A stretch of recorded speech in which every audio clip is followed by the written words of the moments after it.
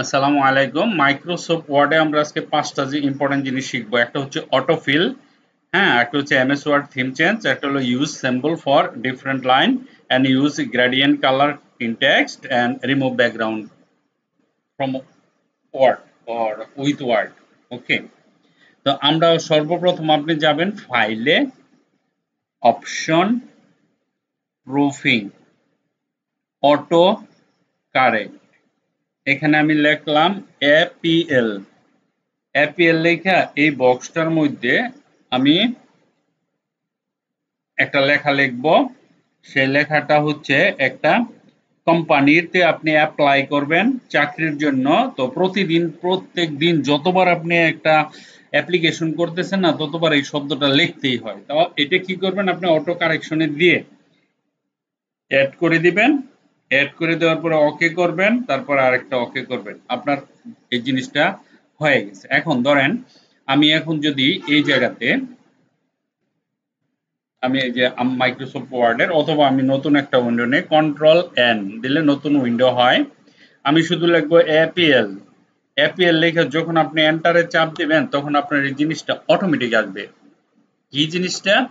I am Mr. X and I would like to apply for the role of IT manager at your prestigious company. I have completed my university degree in CSE. দেখেন, যতবারই আপনি APL লিখবেন, enter দিবেন, ততবারই এটা চলে আসবে। তাই এই পুরো জিনিসটা টাইপ করতে অনেক সময়ের ব্যাপার। আপনি একটা সংকেত দিয়ে একটা সিস্টেম করে রাইখে দিলেন, দ্যাটস ইট। আপনি কি করতে পারেন, জাস্ট একটা সংকেত এপিএল এন্টার দেন, এটা চলে আসবে। এপিএল লিখলেই চলে আসবে, ঠিক আছে? তো কিভাবে করলাম সেটা আবার দেখাচ্ছি। ফাইলে যেতে হয়, অপশনে যেতে হয়, প্রুফিং এ যেতে হয়, অটো কারেকশনে যেতে হয়, সিম্বলটা এখানে লিখতে হয়, আর এখানে ওই বাকি লেখাটুকু একবার লেখা ওকে ওকে ওকে করলে আপনার জিনিসটা হয়ে যায়। তো 1 নাম্বারটা আমরা শিখে ফেললাম, তাই না? আসি এবার 2 নাম্বারটা। 2 নাম্বারে কি আছে আমাদের? MS Word theme change. MS ওয়ার্ডের থিম, এই যে এখানে সাদা কালার দেখতেছেন, এটা কিভাবে আমরা চেঞ্জ করব? ফাইলে যাবেন, অপশনে যাবেন, জেনারেলের আন্ডারে কালার, দেখেন লেখা আছে স্কিম। কালার স্কিমে গিয়ে এখানে ধরেন ব্ল্যাক, আপনি যদি ব্ল্যাক সিলেক্ট করেন আর এখানে ওকে করেন, আপনার কালারটা ব্ল্যাক হয়ে যাবে। এই যে এই দিক দিয়ে থিম চেঞ্জ করা, হ্যাঁ, একদম ইজি। আবার দেখাচ্ছি, ফাইলে যাবেন, অপশনে যাবেন, জেনারেলের আন্ডার দেখবেন এখানে কালার স্কিম, এই জায়গা থেকে ব্ল্যাক, ব্লু অথবা ব্লু নেন, যে কোনো একটা নেবেন। নেওয়ার পরে আপনি ওকে করবেন।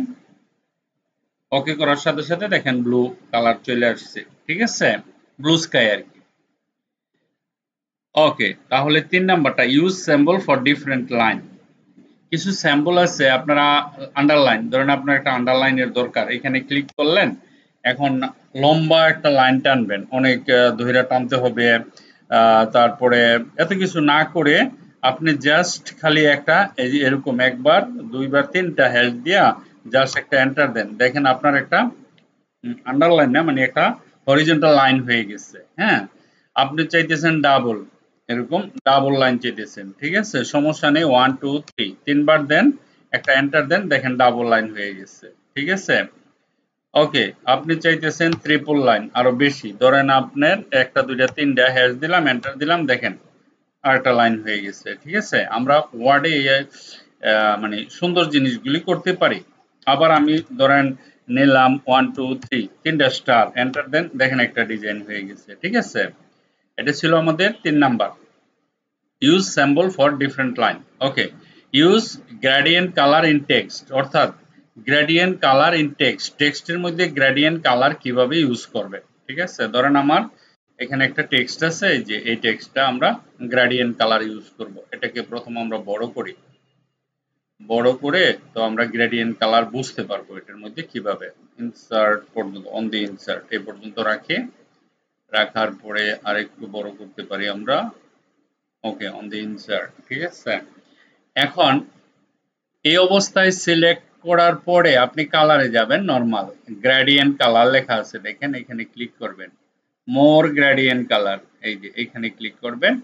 এখানে ক্লিক করার পরে আপনার ইচ্ছা মতো সলিড কালার আছে না, আমি যাব যে ধরেন এখানে গ্রেডিয়েন্ট কালার দেওয়ার জন্য এই জায়গায় যাবেন, গ্রেডিয়েন্ট কালারটা চুজ করবেন এখান থেকে। হ্যাঁ, ধরেন আপনি এই কালারটা চুজ করলেন, দেখেন এখানে হয়ে গেছে। তারপরে ডিরেকশন, এখানে ডিরেকশন এইভাবে দিতে পারেন, উপরে নিচে, অথবা আপনি এইভাবে দিতে পারেন।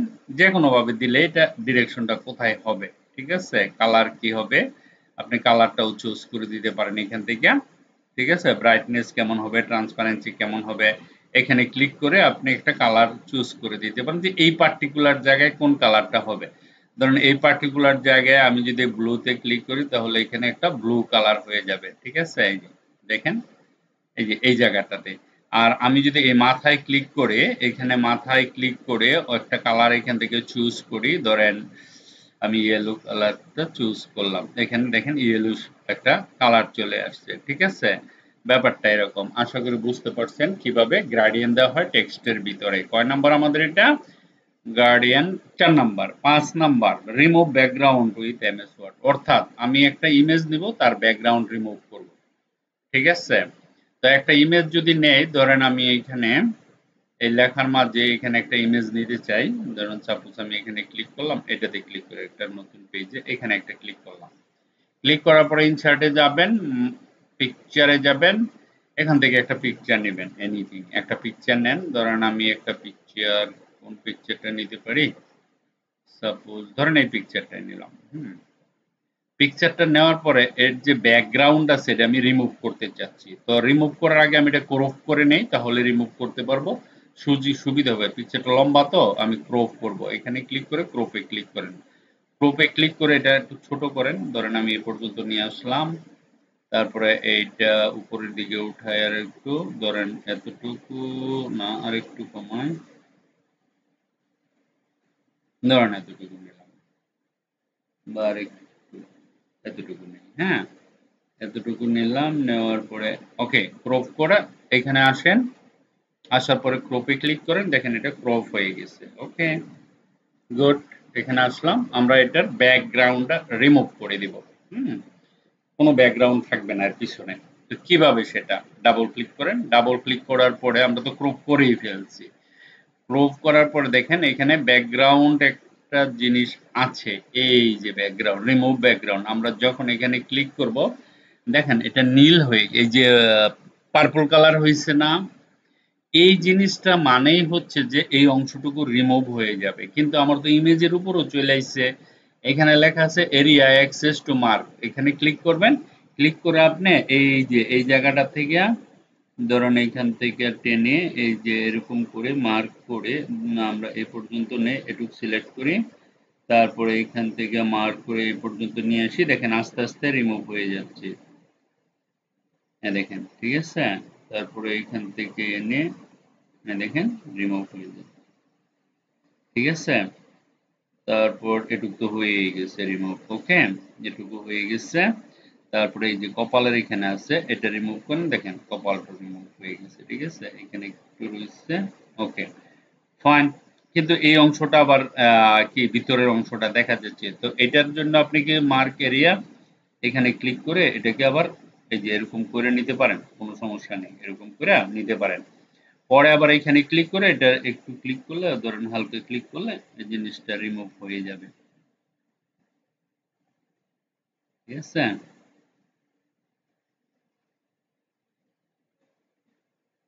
এ দেখেন এভাবে ক্লিক করলে রিমুভ হয়ে যায়, ঠিক আছে। এখানে ক্লিক করলে রিমুভ হয়ে যায়। ওকে, এটুক এটুক ক্লিক না, আমার তো এই জিনিসটাতে ক্লিক করে এই জিনিসটা আসা যাবে না, ঠিক আছে। এই যে দেখেন এখানে ক্লিক করলাম, এই যে এটা আসবে না, এটা রিমুভ হয়ে যাবে। দেখেন এখানে ক্লিক করেন, এখানে একটা ক্লিক করেন ছোট্ট করে, এখানে ক্লিক করেন, তারপরে এই যে এই জায়গায় ক্লিক করতে হবে, নাহলে এটা আবার থাইকে যাবে, ঠিক আছে। এই যে এই অংশটা থাকবে, ঠিক আছে। এরকম ওয়ার্ডে তো যতটুকু পারা যায়, ধরেন এখন যদি আমি এখানে ক্লিক করি কিপ চেঞ্জ, হ্যাঁ, তাহলে কিন্তু চেঞ্জ হয়ে যাবে। এই যে দেখেন জাস্ট ক্লিক করলাম, দেখেন তার ব্যাকগ্রাউন্ড রিমুভ হয়ে গেছে, ঠিক আছে। এখন আমি যদি পেজ লেআউটে যাই, তার কালারটা ধরেন আমি একটু চেঞ্জ করলাম, এরকম একটা কালার যদি আমি চেঞ্জ করি, দেখেন একদম তার ব্যাকগ্রাউন্ড নাই, কোনো ব্যাকগ্রাউন্ড নাই, একবারে টোটালি চেঞ্জ হয়ে গেছে। ওকে, সো মাইক্রোসফট ওয়ার্ডেও আমরা ব্যাকগ্রাউন্ড চেঞ্জ করতে পারি। আশা করি বুঝতে পারছেন আমার 5টা পয়েন্ট, ভেরি ভেরি ইম্পর্টেন্ট। আশা করি আপনারা পারবেন এই 5টা। আমি আগামীকালকে ক্লাসে জিজ্ঞেস করব, আমাকে ব্যবহার দেখাতে হবে 5টা সবাইকে, ঠিক আছে? Thank you very much for watching this video. Bye by.